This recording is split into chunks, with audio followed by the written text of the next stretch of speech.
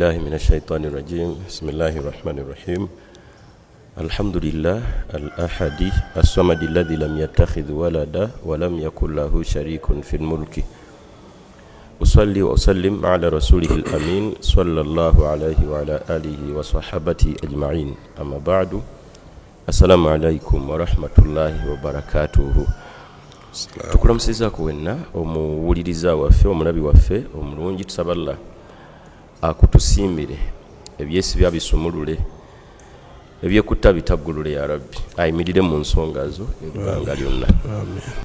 Kaseera ka bibuuzo obiweereza ku 0750 89 35 0750 89 ye namba kuba oyise ekibuuzo wabula kyanvunanyizibwa okusooka okukirowoozaako tukiyigamu ki oba obutakimanya bwaffe bukendeeza ki. Tukulamusizaako Haji Sulaiti Musinguzi, Haji Faridi Mpaji ku Vision Group, Haji Ramadhani Itaga California, Haddadi South Africa, Yiga Cape Town n'abalala. Tusaba Allah batusiimire ya rabbi.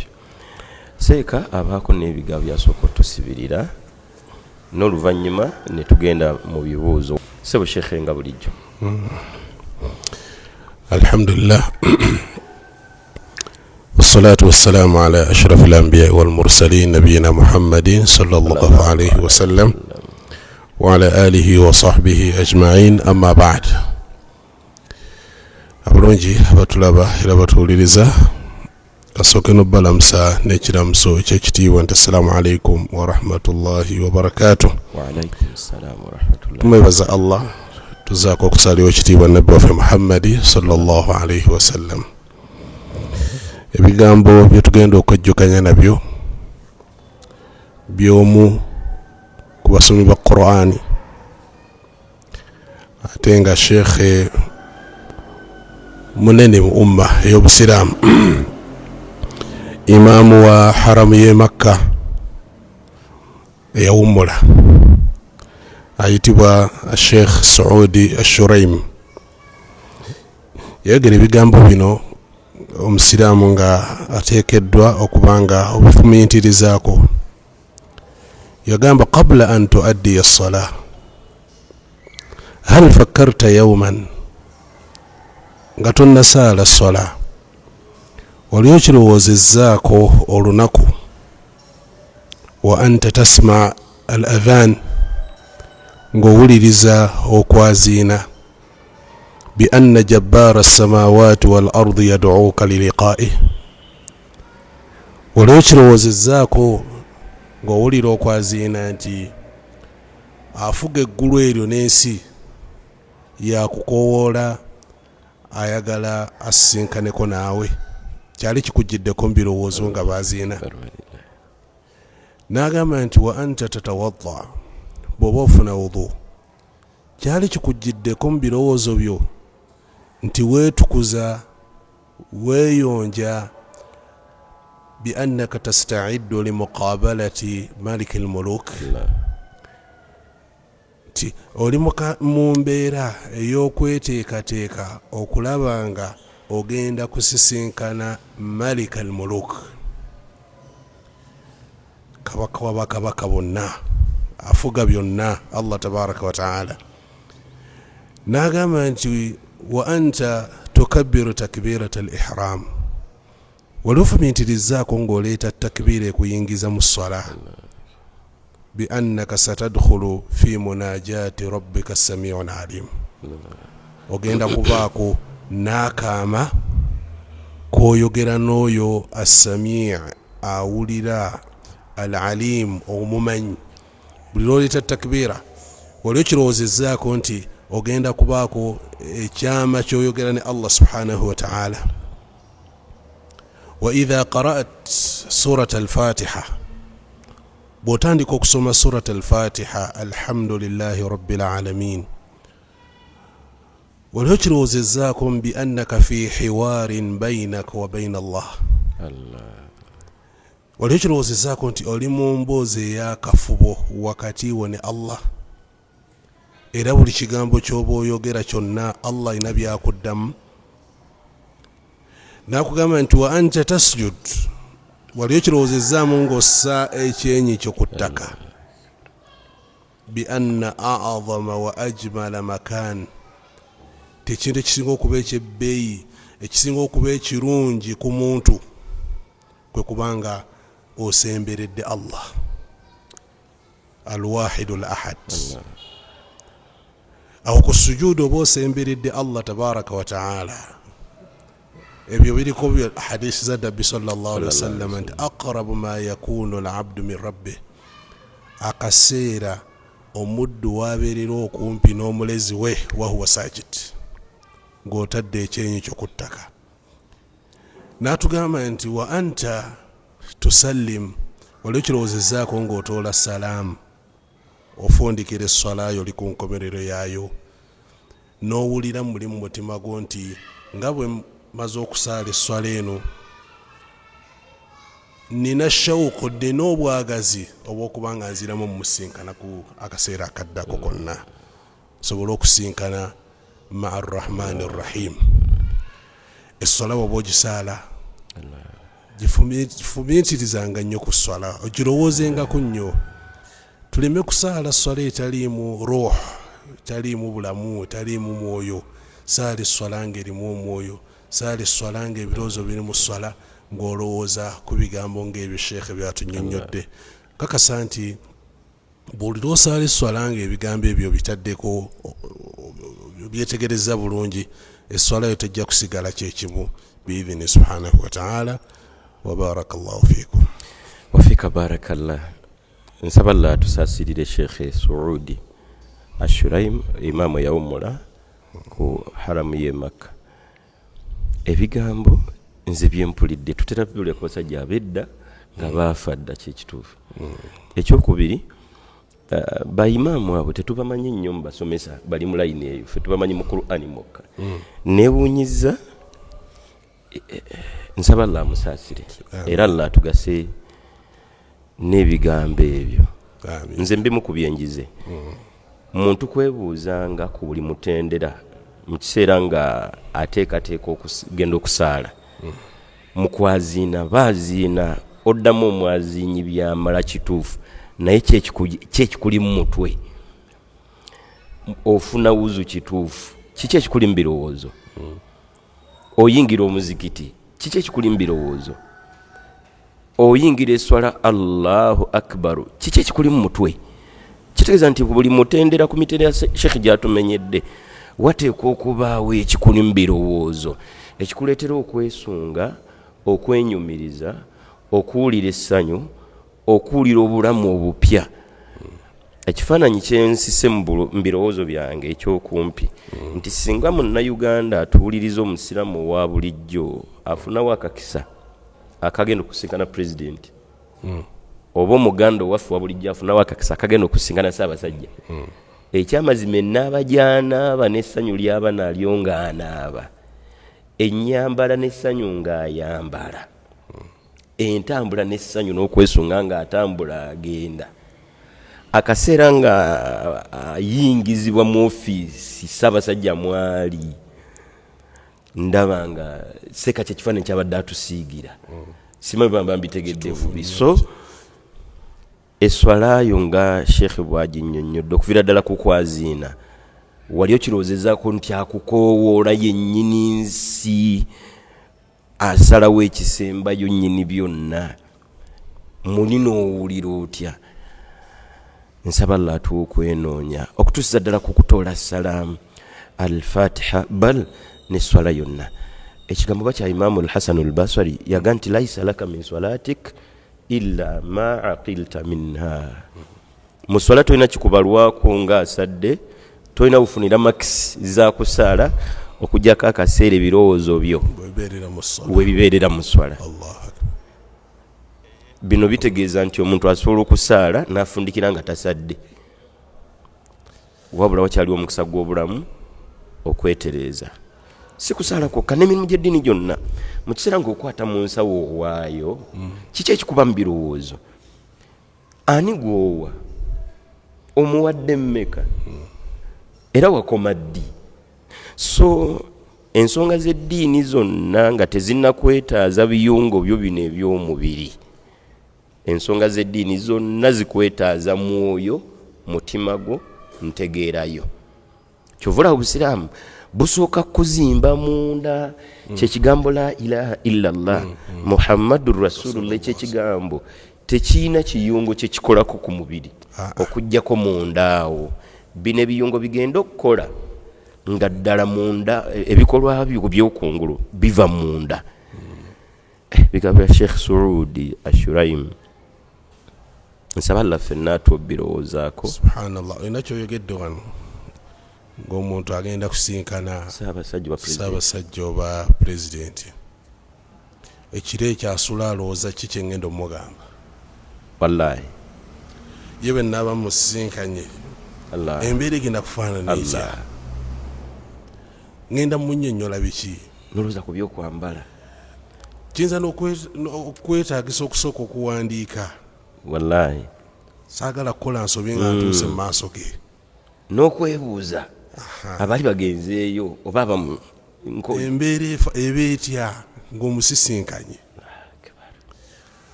ebyo byonna byonna tubikola ku bitonde maskini, naye fama dhannukum bi rabbil alamin, akbar walillahi, endowooza yeri ki ku mulezi w'ebitonde byonna. mulezi w'ebitonde byonna. Ekigambo Ibrahimu alayhi salaamu yakikozesa naga nti fama dhannukum bi rabbil alamin. Abuuza bali naffe kituzingiramu endowooza yaffe eri ki ku Allah. Kyola nti Allah tabaraka wa taala yagamba hadithu al-Qudsi, ana inda dhanni abdin bi, nze ntambulira nnyo ku ndowooza omuddu janninako. In khairan fa khair, bw'ondowooleza ekirungi n'onsuubiramu ekirungi nkikuwa, ate bw'ondowooleza ekikyamu n'onsuubiramu ebikyamu era byojja okusanga.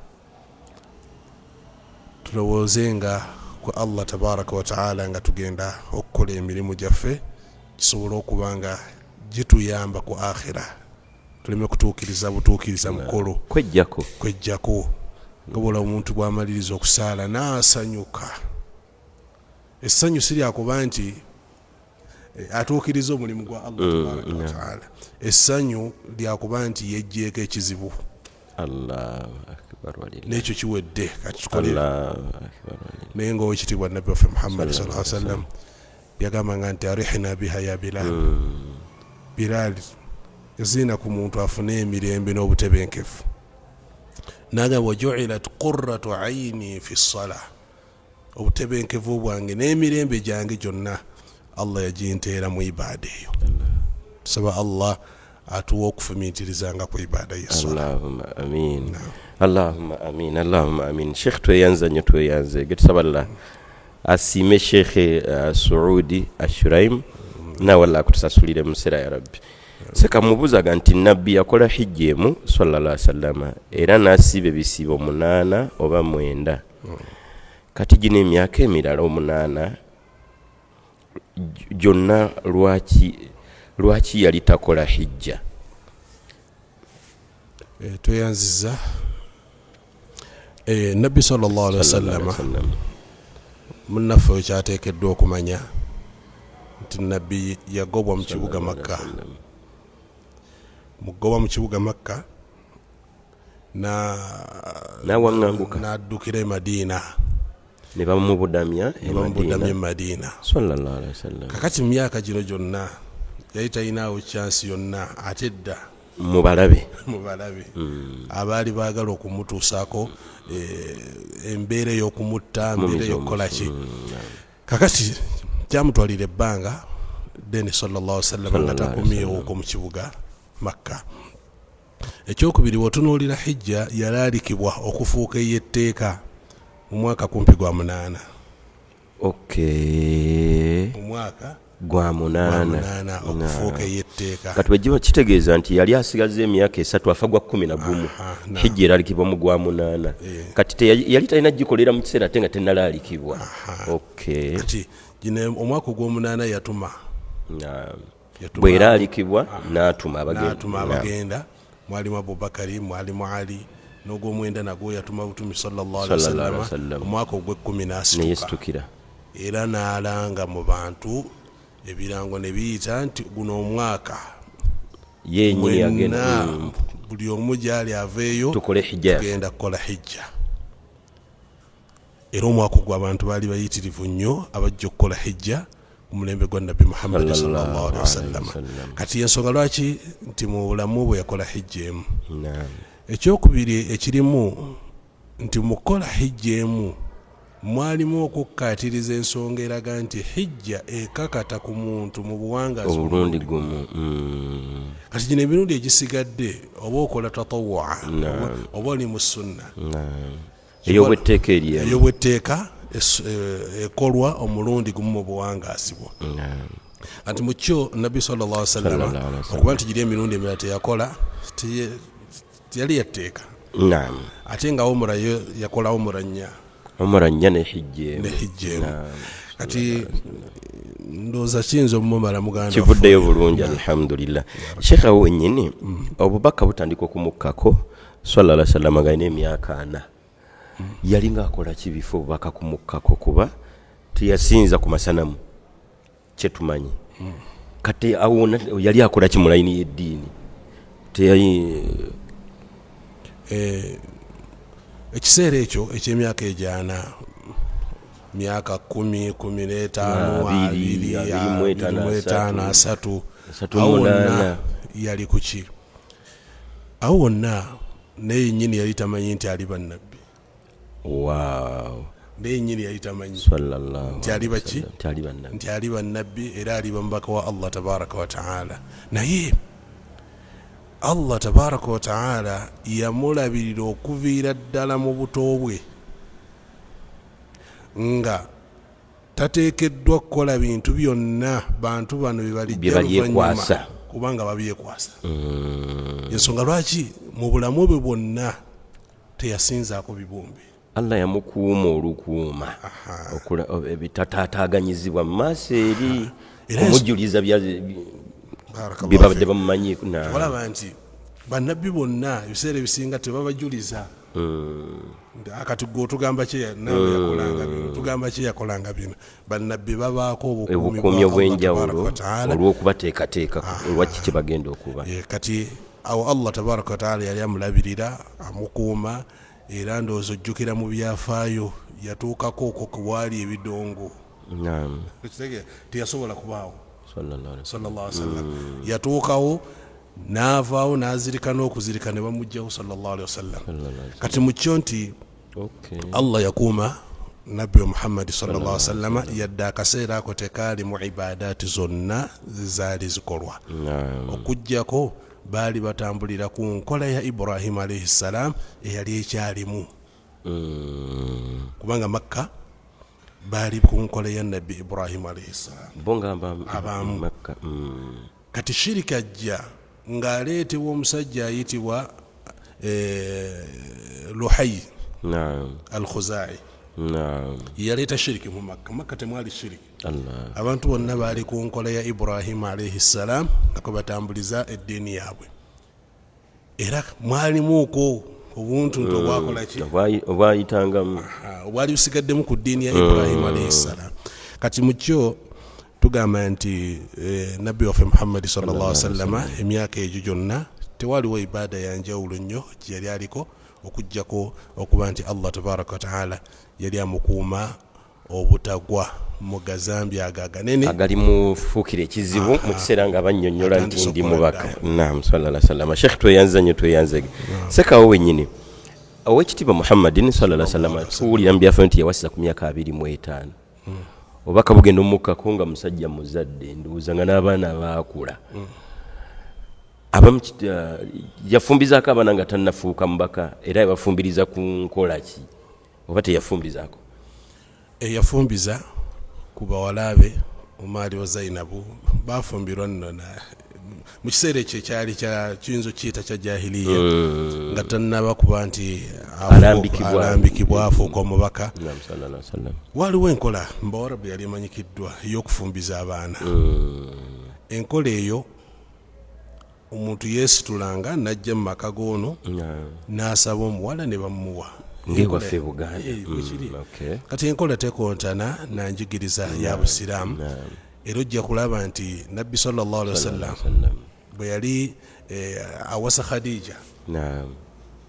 By the way, nikaye yali yali awasa Khadija kuba yali tannafuka mubaka. Taata w'omuto yeesitula Abu Talib n'atuukirira bazadde ba Khadija n'abagamba nti mutabanyi wange alina obwetaavu ku muwala we. Naye mu bitendo bya Muhammad gwagenda okufumbirwa bw'abanga anoonya kitiibwa akirina. Famire mwava nzito bwe muba mwagala ssente falmaalu dhillun zaa'il. Kisiikirize esawo nekivaawo. Kati ebya ssente byo tutalina naye ate ebirala byonna asobola obikwasaganya. Kati okutuusa bwe batuuka kunzikiriziganya Nabbi sallallahu alaihi wasallam n'awasa Khadija naye yamukima waabwe. Alhamdulillah. Sheikh tweyanziza nnyo tweyanzege nga tuvaawo awo seka wennyini twawulira mu byafaayo nti Oweekitiibwa Muhammadin sallallahu alaihi wasallam kitaawe afa tannazaalwa. Azaalwa emyaka gyalinga oba 6 ne maama n'afa. Bano bamujja no baba mu muliro. Bakadde ba Nabbi sallallahu alaihi wasallam kintu ekyo bangi kibabobbya omutwe. Naye tumubuuza ye kennyini sallallahu alaihi wasallam atubuulire bakadde bali ludda munaamu. Lumu Oweekitiibwa sallallahu alaihi wasallam atuukirira omu ku basahaba amugamba nti aina abi, taata wange aliwa. Taata yali yafa. Kubanga kitawona n'abuuza yali musajja musaddaasi, musajja mugabi, musajja nga kugamba mulungi n'ensi yonna emwogera. Kati abuuza nti aina abi, ku byonna byowulira ku kitanga omugenzi. N'amugamba nti abuuka fi nnaar. La hawla wala quwwata illa billah. Kitaawo wa muliro. Wakati mu byonna ebirungi sajja n'anakuwala nnyo nannyogoga era yatambula. Nabbi sallallahu alaihi wasallam akomewo n'akomawo n'amugamba nti abi wa abuuka fi nnaar. Allahu akbar walilahi. Abi kitange nze owange n'owuwo bombi bamuliro. La hawla wala quwwata. Akati obujulizi ne bubanga bwalwatu Nabbi sallallahu alaihi wasallam ayogedde nti taata wange, lwakuba abamu batera okuleeta falsafa awo nti abi wano yali tategeeza taata we, ate yali ategeeza simanyi kitaawo omuto, ate yali ategeeza bingi ng'omwarabu tayawula amu ne abu. Kati oluusi kibibatawanya abantu abamu, naye ekyokuba nti mu butuufu mu magezi gaffe aga bulijjo kikaluba kikaluba okubanga taata wa Nabbi sallallahu alaihi wasallam enkuyanja y'abantu egenda okuyingira ejjana nga eyita ku mikono gye. Oweekitiibwa Muhammadin sallallahu alaihi wasallam naye nga temuli taata we. La hawla wala quwwata illa billah. Kinene Allah. Era omuntu owa bulijjo akaluubirizibwa kifulumya wallahi. Okiraba naye hadisi etulaga nti Nabbi sallallahu alaihi wasallam yagamba nti abi wa abuka fi nnaar. Ate bw'aba ayogedde tozaako kirala wallahi. Olulala yali ava Madina najja ayitirako kaalo bakayita Abuwa. Watuuka kaalo ako gwe baziika maama we. Bwe yatuuka kaalo ako n'akaaba n'akulukusa amaziga sallallahu alaihi wasallam. Abaaliwo ne bamugamba nti kiki? N'abagamba nti ista'dhantu rabbi an astaghfira li ummi falam ya'dhan li. Allahu akbar. Nsabye Allah anzikirize nsabire maama wange asonyiibwe. Falam ya'dhan li, tanzikiriza. Wasta'dhantuhu, nemusaba mpa olukusa an azura qabraha, wakiri nambule kale ntuukeko we yaziikibwa maama, nanzikiriza. Allahu akbar. Kakati Nabbi sallallahu alaihi wasallam yakaaba amaziga alayhi salatu wassalam. Lwaki? Ekyo ffenna tukimanyi lwaki kiyinza okukaabya amaziga. Ekiraba maama kigambo kizitowa nnyo maama. Naye ekikulu kya byonna mu hadisi eyo tukiraba tukiyigamu nti ne maama naye embeera yemu ye taata. Saba Allah atusaasire, Allah atusonyiwe, Allah atuluŋŋamye, Allah atunyweze. Nze nno mbimu ku byenjigaawo nti settingi y'ejjana buli bulamu bulala tebulina kakwate na bwa dduniya. Ffe wano tuwulira obulumi n'okusaalirwa n'okunyolwa mu layini eyo kuba tuli ku dduniya, naye obutonde bw'omuntu bwa agenda kuddamu atondebwe olutondwa lulala n'empulira ndala mu kiseera nga tugenda okuyingira ejjana. Wano omuntu yandisuubidde nti nabbi agenda kubeera mu bulumi sallallahu alaihi wasallam olw'okunoonya bazadde be mu jjana nga tebalabwako. Bino obirowoleza wano ku dduniya olwo ggwe endowooza yesise obulamu bw'ejjana nebuleeta ku bulamu bwa dduniya. Otherwise essanyu lyalibaamu biri obulamu bulala. Bino ebyedduniya birala nnyo, era omuntu bwalituuka ku akhira ogenda kubanga weerabizibwa byonna byewali oyiseewo. Alhamdulillah. Byonna byewali oyiseewo, byonna ogenda kuba obyerabizibwa byonna. Alhamdulillah. Lumu nabbi sallallahu alaihi wasallam agamba nti yu'ta, agenda kuleetebwa an'ami ahli dunya, omuntu yali asinga okuba mu byengera mu nsi yonna nga buli kalungi konna akalina. Kyakulabirako ku kyokumi n'abakyala b'Obungereza emyaka yamala mu buyinza emyaka 7 kumpi nga alina buli kalungi kuyinza okulaba. Talabanga ku kibayita nnaku.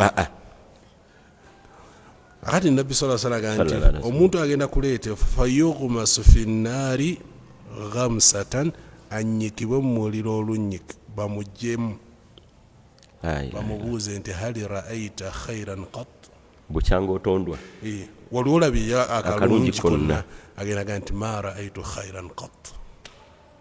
La hawla wala quwwata. Oyo yali muki an'ami ahli dunya. Kati baleeta omuntu yali asinga okuba mu nnaku mu nsi muno, mu nsi yonna yasinga okwangalira mu nnaku n'obulumi, bamuyingize mu jjana, oluvannyuma bamuggyeyo okuba mubuuze bukyanga otondwa. Wali olabye ku kibayita ennaku, nze sifunanga ku kibayita ennaku. Kati kyoyogedde nti tujja kwerabizibwa bino ebyedduniya bino, okiraba tutungire obulamu buli nga embeera gye tuwulira ndala nnyo. Nsaba Allah ekitiibwa atuwa okwerekereza buli kyetaagisa ya Rabbi. Allah atuwa okukola buli kyetaagisa ya Rabbi. Sheikh tweyanza nnyo, tweyanze ngeseeka nga tumalirizaawo wennyini. Owekitiibwa Muhammadin sallallahu alaihi wasallam yakkirizibwa okugenda okulambula kabuli ya maama, yadde yagaanibwa okusaba Allah amusonyiwe. Omukyala maama wafudde, omukyala taliiwo, ali Buwarabu, ali bweru. Mwezi gumu weeks 2-3 akomyewo. Seeka akkirizibwa okugenda at least alengere ku kabuli ya maama we. Musiraamu yesewo akkirizibwa okugenda okulambula kabuli ya maama we, omukyala n'okugenda omumusaalirako, n'okumusaalira ekibanga ebbanga siddene nnyo, akkirizibwa okugenda n'amusaalira labasa.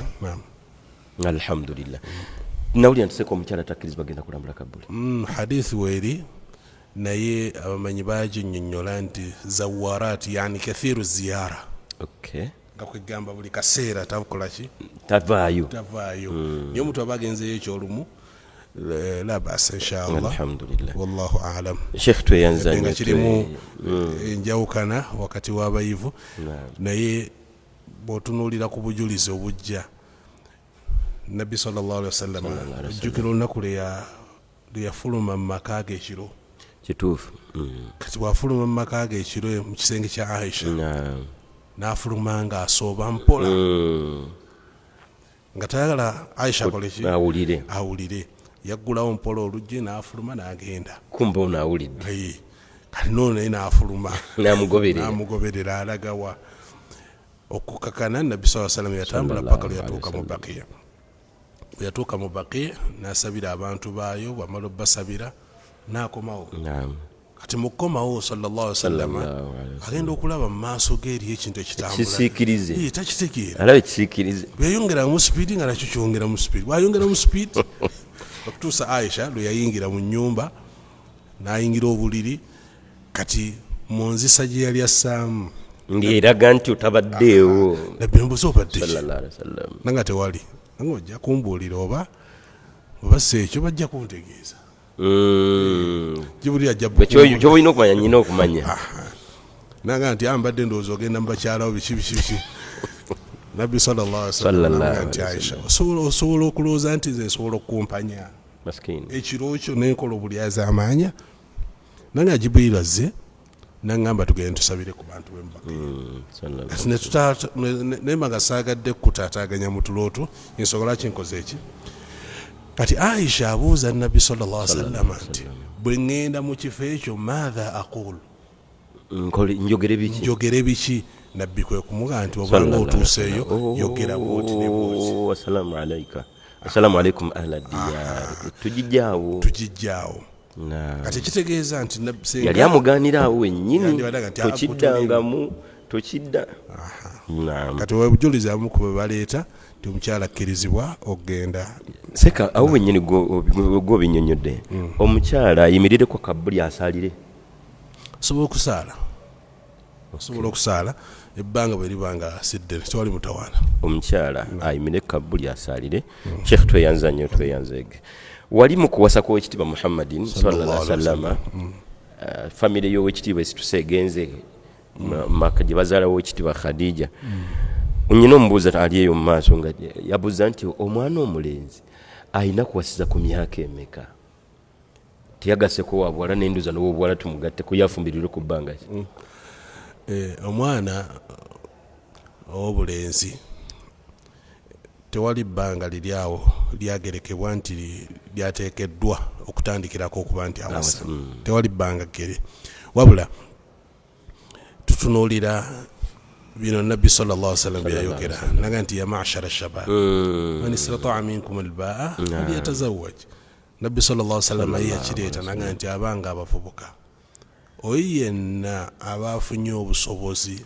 obw'okuwasa awase kakati obusobozi obw'okuwasa butunuulirwa mu mbeera nga ssatu embeera esooka istitaat albadaniya aljismiya amaanyi gaki g'obutonde ku mubiri gwo ekyokubiri istitaa almaliya okubanga alina ebyenfuna anaasobola okuba nti ayimirizaawo omukyala ekyokusatu okubanga wabaddewo haja obwetaavu bwobanga obadde olina obwetaavu bw'okufuna omukyala kufuna omukyala tekiriiko myaka kyessibwawo nti kyekino girina okutunuulirwa omuvubuka ow'okuwasa si bya myaka ekikulu busobozi buno obunnyonnyoddwa wakati mu bwetaavu naddala ate ng'ensangi zino seeka ndaba kyetaagisa nnyo naddala bazadde abaami okuyamba ku baana baffe okuwasa kwabwe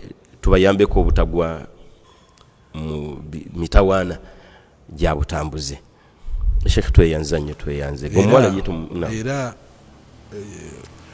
oba yali sahaba ki eyawasa ng'ali ku myaka 15 yalina emyaka yali amuru erinnya bwe rito yawasa myaka 15 afuna omuzzukulu ng'ali mu myaka 2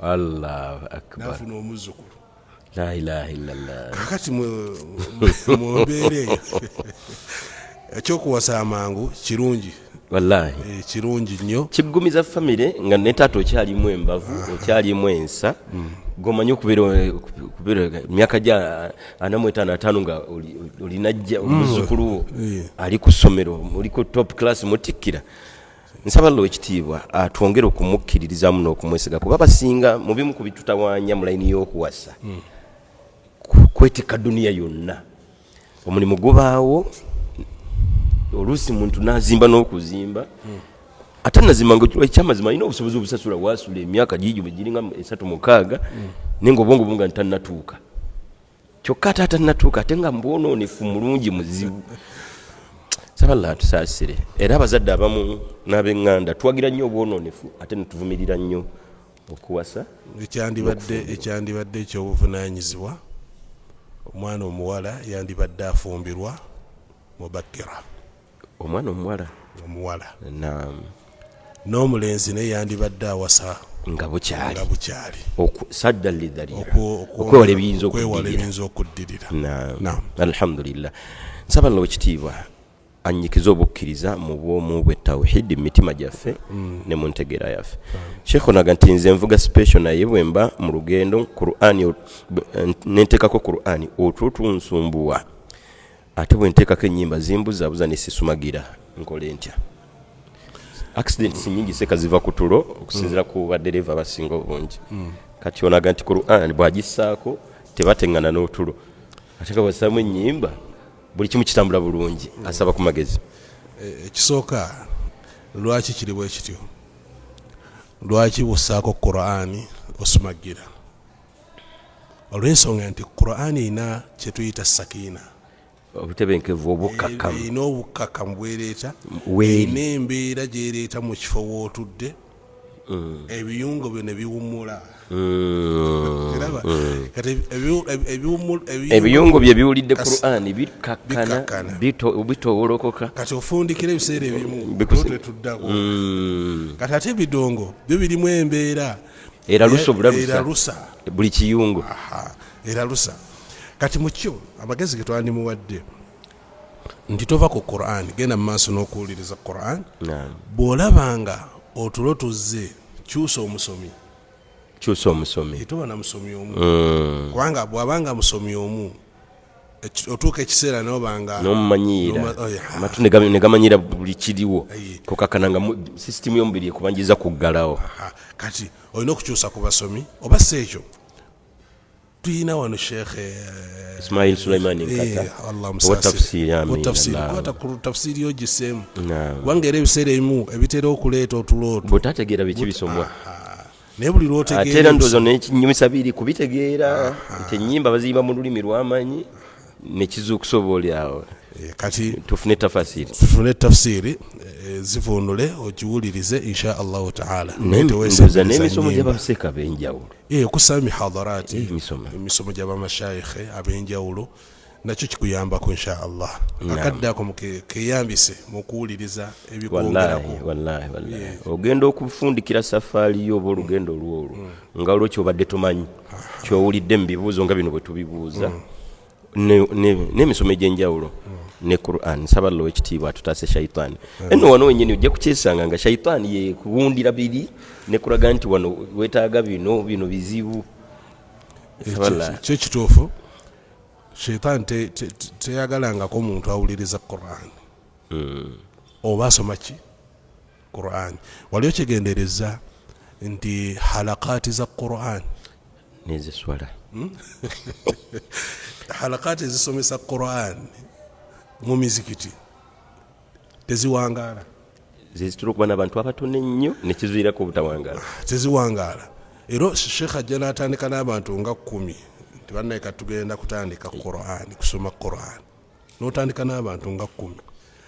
Eyo ye halaka yokka eteyongerako bantu wabula okukendera obukendezi. Naye eswala sekatetera twala nayo.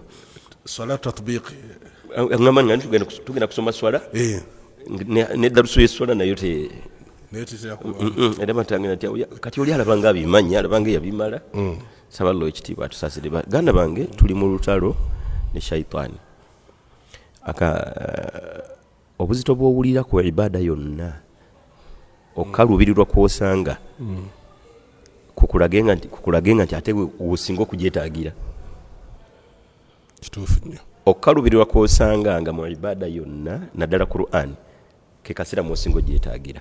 Kashayitaani kwe kuteekako agamanyi amangi kussaako akazito kuba wano wakimanyi ng'ogisinga ogyetaagira. Kati kitegeeza ki ekyo ekiseera ate nawe olina okulemerako. Ate obuzibu bujjira erina wootuuka n'obanga osigazza abayizi nga 3 Sheikh ennyini naye neemugoba mu darusi. Allahu akbar walilahi. Neemugamba ofaakira abantu tebaagala baleki baali 35 osigazza basatu kati ofaaki baleki. Kati Sheikh naawe n'ofundikira nga nawe darusi ogidduseemu. So nga kyekiseera ate darusi w'osinga ogyetaagira. Kati olaba nti omusomesa wa Qur'ani yenna nga tonnasomesa bantu Qur'ani sooka obannyonnyole nti mugguddewo olutalo ne mu bibanywevu ne shayitaani essaawa yonna bwe tutanywera etuwangula. Kati abantu bagenda okuyingira mu darsi nga bali mu lutabaalo bamanyi ki kye bayingiridde. Shaitan teyagala muntu amanyi Qur'an, teyagala muntu asemberera Qur'an olw'ensonga nti Qur'an kyekimu ku bikyasinza okugaggawaza omuntu ku akhira. Bwe buli harufu gy'osoma n'ofuna kkumi. Wallahi. Alif lam mim n'ofuna empeera 30 zitute dakika mmeka? Kati osome peegi namba mpeera mmeka z'oyodde ku peegi egyo osomye yokka. Kati yo mu ndaba yaayo eraba nti omuntu buli lwa yettanira Qur'an oyo omuntu aba muzibu. Era ensonga lwaki nti n'abasomerezi ba ruqya Qur'an gye basoma. Lwaki? Shaitan tekolagana na muntu wa Qur'an. Tekolagana na muntu wa Qur'an. Kati mu bufunze lwolemere nnyo ku Qur'ani oba ogitulugunya. Buli Qur'ani lwogita oba ojyaniriza oba ogigulidde. Nsaba Allah ekitiibwa ate okulwanagana nayo era agituwanguze ya Rabbi. Sheikhunaga nti nze sitebenkera nga nnaabye ruqya oba okumunaaza omwana wange kiramulwa kitya kino okunaaba ruqya. Seka ruqya kyeki? Era ruqya etandikirwako yeeriwa kufa abasiramu aba bulijjo. Ruqya kitegeeza ebigambo ebisomwa nga bisomebwa mu mbeera ey'okwejjanjaba. Ruqya biba bigambo bisomwa n'ekigendererwa ky'okwejjanjaba. Ebigambo ebiseeka yina kuba Qur'ani oba waliwo n'ebirala? Ziyinza okuba adhikaari, ziyinza okuba edduwa z'osomye. Ruqya si Qur'ani yokka. Ruqya zisobola okubeera adhikaari ez'enjawulo. Ziyinza okuba ebigambo Nabbi sallallahu alaihi wasallam yakozesanga. Kati ruqya ya dhikiri eri bismillahi urqiq. Ekigambo kiikyo Jibril alayhi salam yajjanga azze kusomera Nabbi ruqya sallallahu alaihi wasallam. Namwe nti bismillahi urqiq min kulli shay'in yu'dhik. Kati ruqya kati yali Qur'ani wabula yali dduwa era yali ruqya. Kati ruqya kigambo kitegeeza ebigambo ebiba bisomwa naye nga bisomwa n'ekigendererwa ky'okwejjanjaba. Kati ruqya bwe biba ebigambo ebyo tusobola okubisoma obutereevu nga tusomera omuntu nga bwawuliriza, tusobola okubisomera mu mazzi. Amazzi ago negeeyambisibwa mu mbeera ey'okuganywa, mu mbeera ey'okuganaaba. Kyonna ky'oba okoze insha Allahu ta'ala tekiina mutawaana kubanga tukkirizibwa okwejjanjabisa Qur'ani. Wa nunazzilu min al-Qur'ani ma huwa shifaa'un wa rahma. Kati Qur'ani nga yo ddagala nga Allah tabaraka wa ta'ala bwatutegeeza mu yo. Kati tukkirizibwa ogikozesa mu mbeera eyo ey'okubanga tugisomera mu mazzi. Amazzi ago netuganaaba oba netuganywa tekiina mutawana. Alhamdulillah. Sheikh tweyanza sekeriyo yirimu eryokumanya nga ko kwesigalizibwa bakuguse mu ruqya bakuguse mu bujjanjabi kuba tulira ebigambo ebyenjawulo abamu bitulawo kuwulira baga nti genda osome qul huwa Allahu ahad mirundi 306. Genda osome suratul kafirun mirundi 481. Ayatul kursi gisome mirundi 707. Nebiri mu line eyo Yasini gendo gisome mirundi 531. Waliwo yirimu nga yo emanyiddwa bali mu line eyo kuba gino emirundi emingi egisusse tugiwulira nnyo mu saidi eyo. Tulina we twali oli Sheikh Omuna atugamba nti gwe ataataganyizibwa otulo nga tutera okukubulaabula soma suratul fil emirundi 21 ng'ogenda okwebaka. Yaba yabijjawa ate tukakubuza nti waliwo yirimu nga yo tewali yirimu yanjawulo eri awo, tewali sayansi w'amaanyi ali awo wabula. Era olwo Sheikh gwe nzijukira bamunnyumizaako nga yagamba bamu ku bayizi be nti genda osoma oba bismillahir rahmanir rahim oba kwaliko ne isti'adha emirundi n'agiba nti bone bakugenda kulaba akusindikiridde obwo bonna bubonero bw'abantu batali balungi. La hawla wala quwwata. Obwonna bubonero obwolaga omuntu oyo si mulungi. yakugamba nti genda okole bwoti ojja kukiraba mu kirooto ojja kukola bwoti ojja kulaba kino oyo kabonero akalaga nti si mulungi.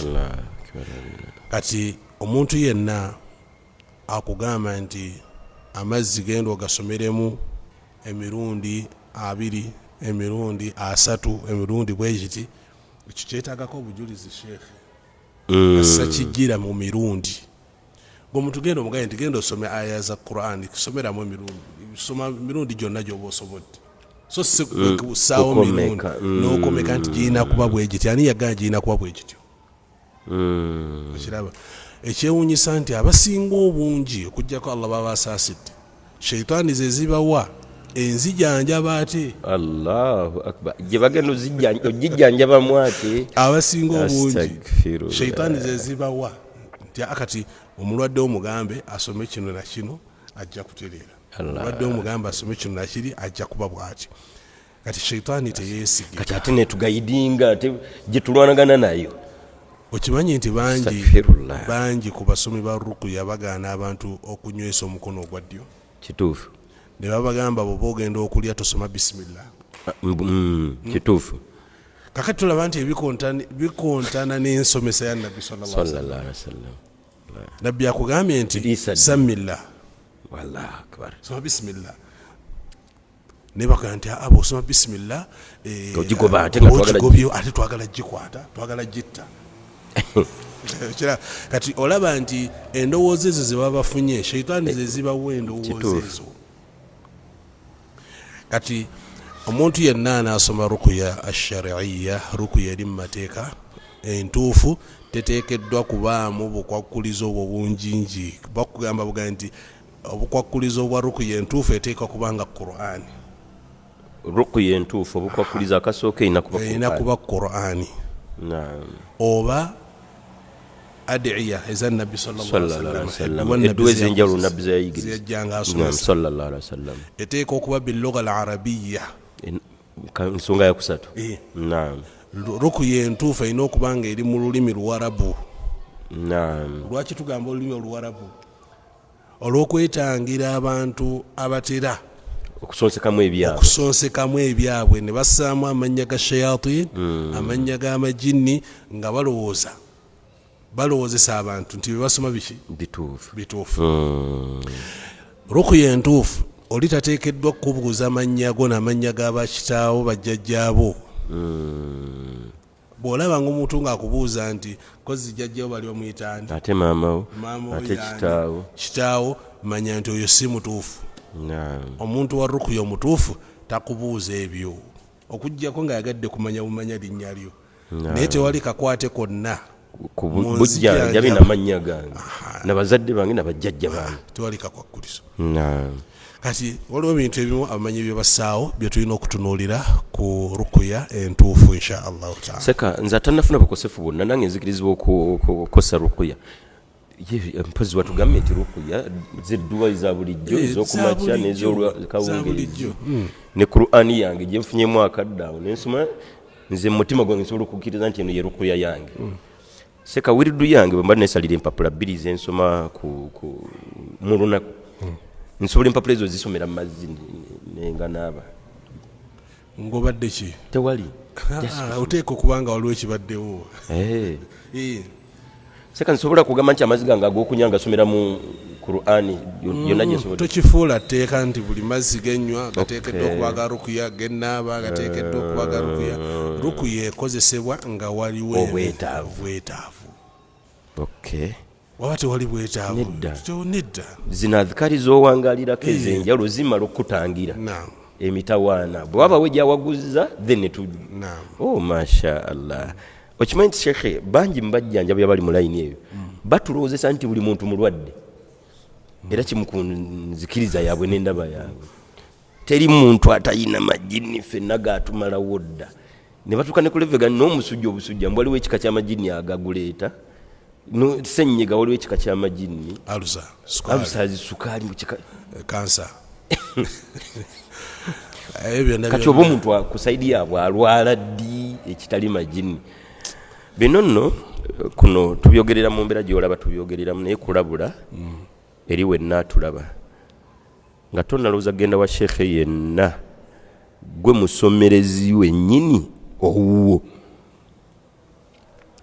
Qur'ani yo entonotono gy'olinawo n'edduwa zo seka zatuganye zirina kuba mu Lwarabu eziriwo gwe musomereza asookerwako. Seka tulina hadithi gye twawulirako abantu 7 bagenda kuyingira ejjana nga tebabaliddwa 7,000 mu bo bwe baawa ebitendo twawulira mu ekigambo nga tebasabangako seka alina kubasomerera wala yastarukun wa ala rabbihim yatawakkalun.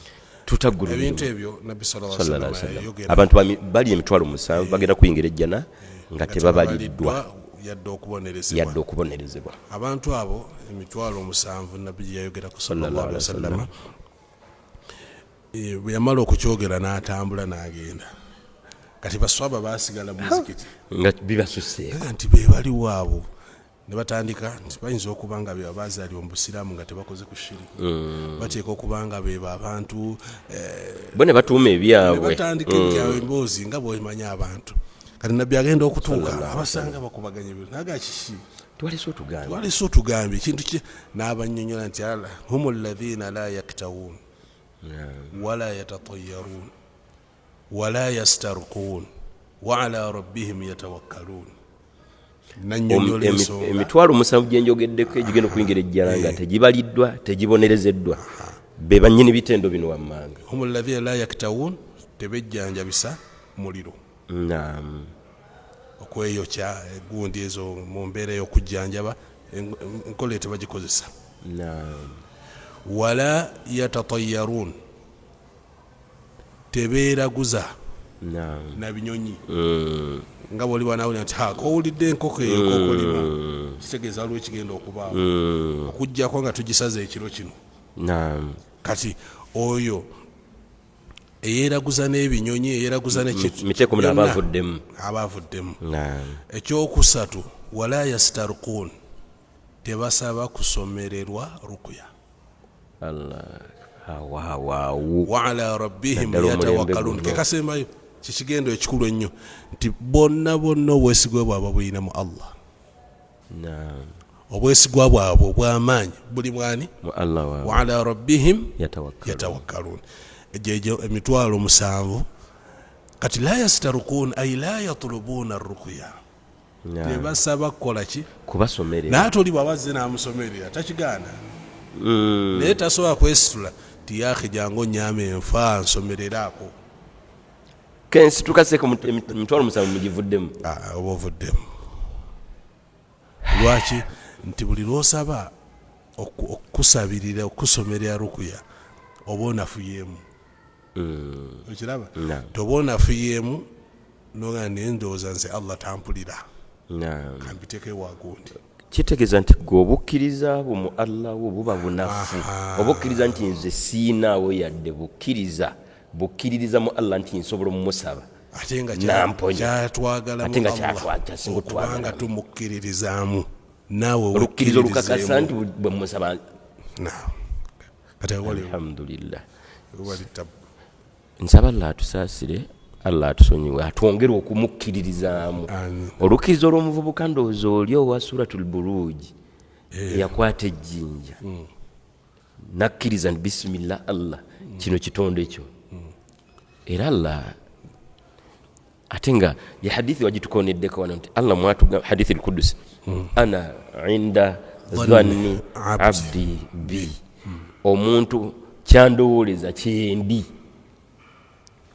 Kati ndabira ddala ng'ona yagenze waseeko okumusomerera yalowooleza Allah nti nze bwe musaba tajja kunnyanukula era Allah nkigezezzaako agaana kati ye ndowooza ye ku Allah we kwe kwesitula agenda eyo wooyo nga ewooli akakasa nti ajja muwonya.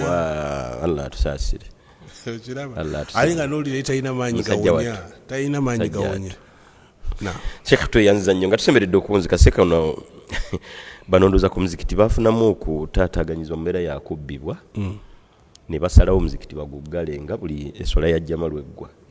Kati omubuuzo ono ne kimukosa kirabika abuuza nti waliwo hadithi yonna egamba nti jama bwekuyitako olina kusalira wabweru wa masjidi, kubanga ono chairman wa masjidi atuggalira ebweru buli jama bwetuyitako. Hadithi jasa tewali hadithi tewali hadithi naye embeera esinziira ku buzibu obutera okusangibwa ku mizikiti naddala kwaba abantu abajja okusaala oluvannyuma. Kyolina okukola nga tonnaaba kusika muguwa na kiyamani gujjamu osaala essajjamu esooka nga tonnatubuuza gwe jangu osaala ejjamu esooka bakujje mukalebe osalire ebweru. Ne babanga bakissaawo mu mateeka nti bannaye muzikiti mu mbeera yakukkaanya gusibwe ku ssaawa bwese olumala okusaala jjama kasiteggwa tugusibe. Lwaki? tukoseddwa emirundi okiraba abamu bamenya obubokisi ajjanga azza okusaala naye akabokisi n'akamenya najjamu byajjamu. Abamu basumulwa zifaani ne bazitwala. Okiraba abantu tebakyalina haya, tebakyalina nsonyi. Okiraba kati omusiraamu tabojjebwa mu kituli emirundi ebiri. la yuldagu lmumin fi ljuhri marrataini kama qala sallallahu alaihi wasallam. Tomukkiriza tebamubojjera mu kituli emirundi ebiri. Baba bamaze okukubojja ogusoose togakangeesa ogwokubiri. Ndoza seko nalabika alinga nze mwekaguma nga temuggalawo. Anaffe era tuggalawo, twatandika okuggalawo biseera ebimu. Seboleka kuvunana twassaawo wabweru akeereyo asaaliraawo ne bano kye baakola. Tewali mutawaana. Omubuuza waffe ono seboleka kuvunana kiyamaani n'olukiiko lwa masjidi seeka agambye nti bano bamala akacca gwe saala jjama. Tojja kuddamu kuwulira ntalo oba bamaze oba bavumudde. Ekirala naawe omanyi nti ndowooza kyamaani ono nga tonnasika nemugwa bw'omubuuza bye tutaataganyemu bingi buyinza okuba nga bw'oba gwatamanyi tobaddeewo ajja kunnyonnyola nga amplifier eyo yakusatu ebbiri baazitwala kazindaalo n'ebiri mu layini eyo. Kati okwewala okunakuwazibwa jjama beggwa katuteeke omusaalo wabweru awo abakeereyo basaalira awo. Shekhe ekigambo nga kimu bibiri otusiibule. Baganda baffe mwenna abadde batugoberera era tubadde tutambula nabo tubeebaza ebbanga lyonna okubanga mwerekereza ne muwuliriza oba oliawo ebigambo bino. Tomanya oba oliawo Allah tabaraka wa taala ku bigambo bino bye tujja twogera. Allah najja akuwuliza ekigambo kimu ne kirongoosa obulamu bwo paka Allah lwali kujja mu dduniya nga kibadde ekigambo kimu. Oyinza okutereeza mu swala, oyinza okutereeza mu neeyisa, oyinza okutereeza mu nkolaganayo wakati wo ne Allah tabaraka wa taala. Ebizibu ebimu oluusi bye tuba nabyo ebiseera ebisinga ffe ababa ensibuko y'ebizibu ebyo singa tuba twetereezezza wakati waffe ne Allah tabaraka wa taala oba oliawo ebizibu ebyo tuyinza okuba nga tetubitomera. Tusaba Allah tabaraka wa taala atusize baraka mu darasa zaffe zino zetubaamu era tumusaba Allah tabaraka wa taala alongoose enniya zaffe emirimu gino tugikole khalisa liwajhihi lkarim nga tunoonyaamu Allah kubanga atusiima. Nammwe tusaba Allah mwenna abatusiimire abatuweera empeera esinga okuba ennungi. Barakallahu fiikum wa jazakumullahu khaira. Assalamu alaikum wa rahmatullahi wa barakatuh. Wa alaikum assalam wa rahmatullahi